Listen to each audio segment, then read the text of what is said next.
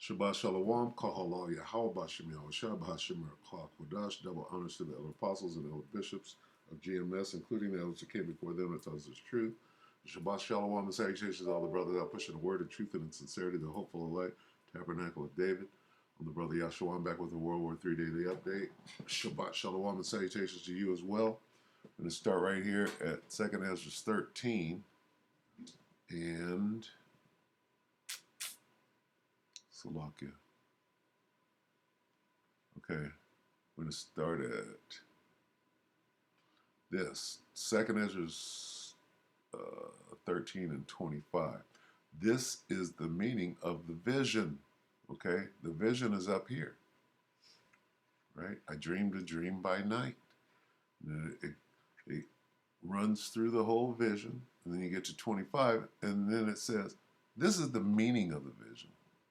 Whereas thou sawest a man coming up from the midst of the sea. That man is who the world ignorantly calls Jesus, right? Whose name is Yahushua in the Hebrew, all right?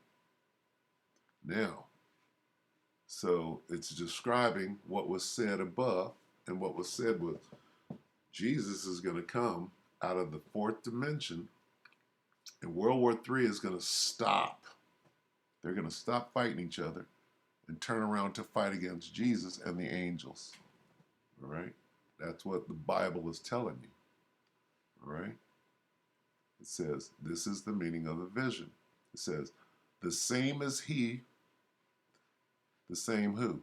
The same man is he whom God the highest hath kept a great season, which by his own self shall deliver his creature. Who is his creature? The elect of the children of Israel. He's going to save them. Save them from who? From their enemies and all that hate them. Okay, pursuant to Luke, the first chapter. And he shall order them that are left behind. Okay, you're going to set up the kingdom of heaven. And whereas thou sawest that out of his mouth there came as a blast of wind and fire and storm, talking about the weapon systems on the chariots of Israel, who the world ignorantly calls UFOs, which are the chariots of Israel. Okay, they got laser beams and all sorts of high-powered weapons. All right, that he held neither sword nor any instrument of war, but that the rushing in of him, right? All the armies of the world got together and tried to subdue, tried to kill the angels and the one that you call Jesus. It says, but that the rushing in of him destroyed the whole multitude that came to subdue him. Okay? Letting you know that everybody involved in World War III, all the jets, the tanks, whatever, fighting weapons of war that they had, did not prevail. This is the interpretation. Okay? Behold, the days come when the Most High will begin to deliver them that are upon the earth. Who is he going to deliver? His creature. Who is his creature? The elect of Israel. Okay? And he shall come to the astonishment of them that dwell on the earth. Not to the elect, we know. All right, now this is World War III. And one shall undertake to fight against another. One city against another. One place against another. One people against another. That's World War III. And then this is where they stop fighting each other and it turns into a celestial war. And one realm against another. The third dimension against those that come out of the fourth dimension. Okay?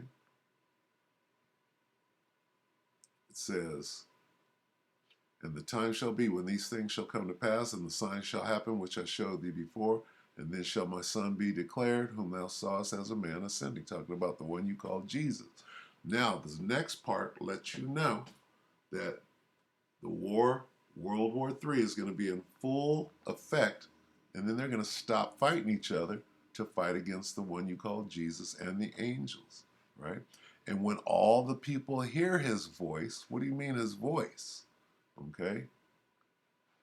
And whereas thou sawest that out of his mouth there came as a blast of wind and fire.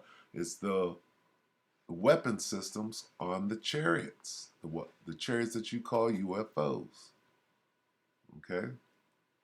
This is his voice. His voice is laser beams, basically. And that's what this is explaining. That out of his mouth there came a blast of wind and fire, and starts talking about the weapon systems on the chariots. Okay? It says, and when all the people hear his voice, when they see those uh, laser beams being shot by these so-called UFOs, every man shall in their own land leave the battle they have won against them. They're going to stop fighting each other, one against another, in World War III. They're going to stop fighting and then do what? And an innumerable multitude, those same people fighting against each other in World War III, shall be gathered together, as thou sawest them, willing to come and to overcome him by fighting. So they're going to stop fighting each other. They're going to come together, right? All World War III is going to stop fighting each other. Then they're going to form an alliance to come against the so-called UFOs, or the so-called alien invasion. It's not an alien invasion. It's a celestial. It's an angelic invasion. Okay? So basically what I'm getting at, this is talking about World War III and what will happen in World War III. What will happen in World War III? The war in heaven, which means the war in the sky. Revelation 12, and there was war in heaven. This word heaven translates to the sky. Okay, and it looks like this. Here's what it looks like. Okay. What does war in the sky look like that we're talking about in the Bible? It looks like this. Looks like this. All right. Bear with me for a minute while this comes up. This is war in the sky. The so-called UFOs, this is Michael and his angels, right? The angels of heaven. And this is the serpent or the dragon and his blue angels, okay? His blue angels. This is Michael and his angels. This is the dragon, the devil, Satan, and his blue angels, okay? And there was war in heaven in the sky. Michael and his angels, right here, see? That's Michael and his angels fought against the dragon, and the dragon fought, and his, if you put blue right there, and you look at this, it tells the story. This is the dragon and his angels. The war is in the sky. Let's prove that. Let's go to another, see these different versions. Then war broke out in heaven. Then there was war in heaven. Now, war arose in heaven. Then war broke out in heaven. In heaven, in heaven, in heaven, in heaven, in heaven. Right? You come down here. In heaven, in heaven, in heaven. Right? New Heart English Bible. There was war in the sky. Okay? This isn't an account of Satan having a fight with God in the spiritual realm and getting kicked out of the spiritual realm with a third of the angels of heaven. That's not what this means. This, now there was war in heaven, is talking about this. Okay? Plain and simple. And there was war in heaven, Michael and his angels, right here represented by what you call a UFO. It's not a UFO at all. Okay? Fought against the dragon, and the dragon fought in his angels. Now you see this word dragon? This word is connected to what? Dragon is one of the names, right?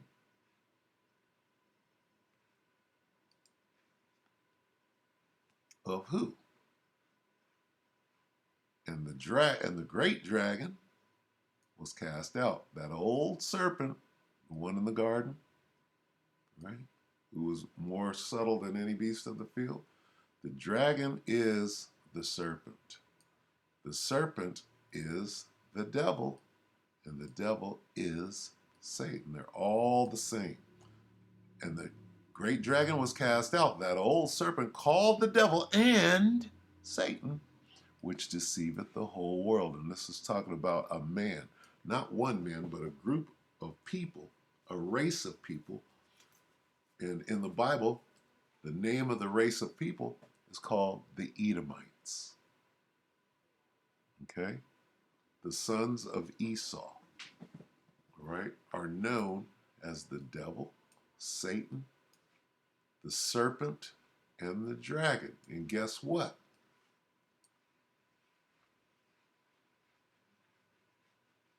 These are their chariots.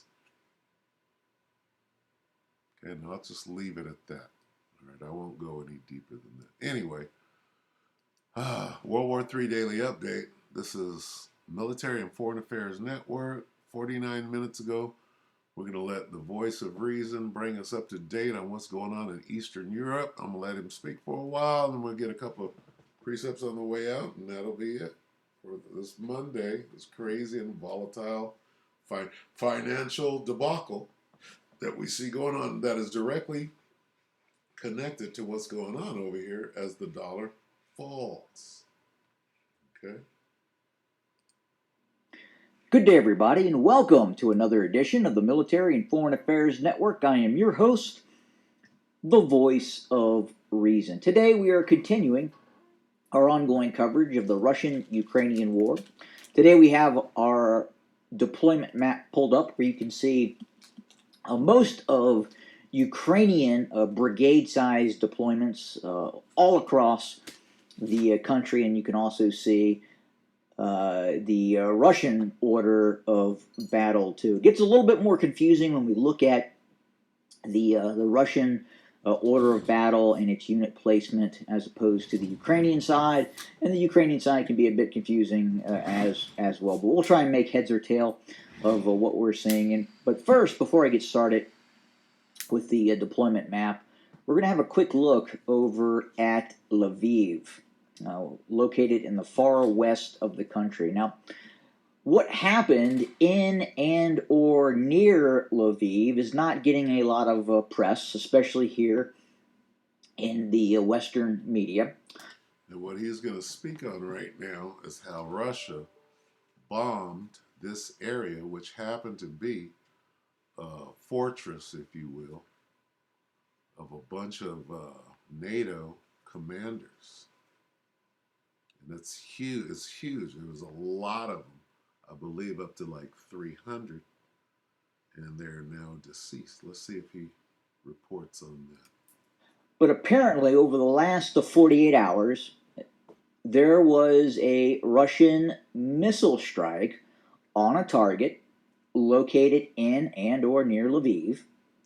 The reported missile strike involved a KH-47 Killjoy coming in at a ballistic angle straight down, reportedly penetrating deep into a Ukrainian bunker complex, possibly killing and or injuring as many as 80 Ukrainian and possibly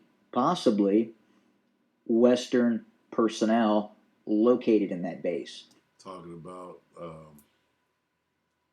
the NATO commanders, all right? So he said 80.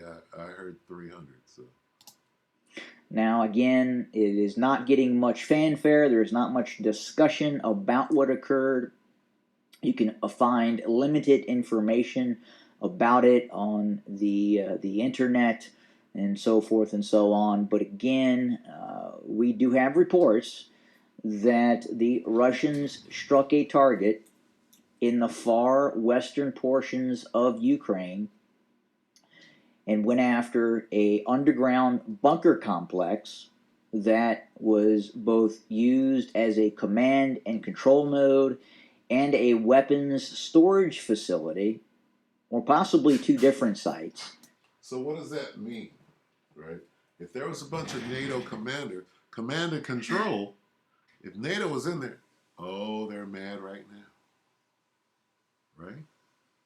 So that's going to escalate this war. There's no Chinese ceasefire deal on the table, right? They can scream and yell that all they want to, but America is not interested in stopping this war. Again, that were hit in Lviv Oblast in the far western portion of Ukraine. So I imagine, again, further into the future, after the war has ended, we may hear more about this strike. Hopefully, this does not lead to World War III with a bunch of mushroom clouds where we never find out what actually happened. But who knows? So back to the ongoing war in the east. Obviously, we're continuing to follow what is happening near Bakhmut. There has been some minor updates to some of the deployment of Ukrainian forces near Bakhmut. If you remember, at least on this map, the first Presidential Guards Brigade of the Ukrainian National Guard had been deployed very close to Bakhmut. That unit has now been redeployed elsewhere. It is no longer near Bakhmut. It is now located, where was it located? It's located, I believe, here it is. So this unit, the 1st Presidential Brigade Bruvy National Guard, this unit has nothing to do with actual Ukrainian presidential security. It does not guard Zelensky and really has nothing to do with that.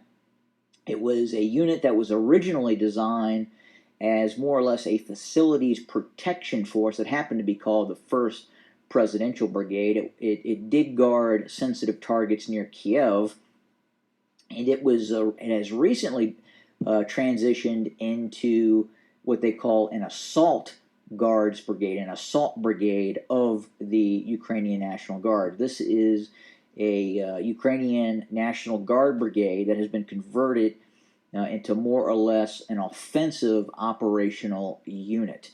And again, it's interesting that has been redeployed further to the north. And there's some other deployments that we're watching very closely on the Ukrainian side as well. So it's interesting to see this kind of buildup of Ukrainian forces north of Bakhmut in the direction of Soledar and Krasnohora. So directly to the northwest of Soledar and Krasnohora. This is kind of interesting. So you have 2 Ukrainian tank brigades. You have the 17th Tank Brigade, and then you have the 4th Tank Brigade. Supporting those forces as well, you have the 30th Mechanized Brigade, and then 2 artillery brigades operating just to the west. And then to the northeast of these tank brigades, you have this unit, the 46th Air Mobile Brigade, as well, that has been deployed in this area. So, advertising money. Slovakia. I'm gonna let it play a little longer, a little more information. So could the Ukrainians be preparing for some sort of offensive operation in the direction of Soledar? Now, at the same time, we are seeing the buildup of Russian forces as well. If you go further to the north of Soledar, north of Lysychansk, in the direction of Crimea, this area here, you see a fairly, at least that is being reported by this map, a buildup of Russian forces. So the largest Russian units involved in this buildup that could possibly be threatening to look to encircle this minor salient here, and they could attack in the direction towards Sloviansk or come down from the north to the south and looking to cut off Ukrainian forces near Seversk. But the the Russian forces that are building up in this area are the 144th Motorized Division. You also have the 76th Air Assault Division. And then finally, you have elements and or the entirety of the 4th Tank Division. Now, what's interesting is the 4th Tank Division is part of the 1st Guards Tank Army. Now, we don't know if the 2nd Guards Motorized Rifle Division is involved in this buildup in this area as well. So if you have the 4th Tank Division, and you also have the 144th Motorized Division, which is actually part of the 20th Guards Combined Arms Army. So two separate army groups, 1st Guards Tank Army, 20th Guards Tank Army, with two divisions belonging to each army group in this area. Now, additionally, if you look here, you have the 237th Tank Regiment. So the 237th Tank Regiment is not an independent regiment, and it is also not part of the 4th Guards Tank Division nor the 144th Division. It's actually part, or has been part, of the 3rd Motorized Rifle Division, which is also part of the 20th Guard of the 20th Combined Arms Division, which the 144th is as well. So if you look at this, you according to this map, you have 3 Russian divisions. You have the 4th Tank, 76th Air Assault, 144th Motorized Division, and then additionally, in all probability, the 3rd Motorized Rifle Division as well. So 3, possibly 4 Russian divisions are massing in this area. So what is their objective? What are they going to do? If you look directly to their west as a bird flies, obviously there's some fairly significant terrain features near Barava. But again, it appears that in all probability, if this accumulation of forces is looking to conduct an operation against the Ukrainians, it's probably going to be directed in this direction, south by southwest. Which is in Austin, Texas. All right. So we'll end it right there. Just more of the same, you know. Little small arms fire, little push back and forth after the Kinzels or the hypersonics, whatever they're called. I believe it's Kinzel. Jumped off last week. We want to see more. What they're doing is they're getting a fire plan together from what happened over here to NATO. NATO's mad as hell. After what? Like he said 80, I say 300 commanders. It's on and cracking. So, I mean, it ain't going nowhere. All right, so let's just hop out real quick. This is, let's see, can I get back here? I don't want to do this. 11 and, what is it? Oh, 11. Let's just skip 14, all right? Revelation 11 and 14. The second woe is past, and behold, the third woe cometh quickly. Second woe is referring to World War II, which is past, and behold, the third woe, World War III, cometh quickly. All right? So, it's going to be a long week ahead.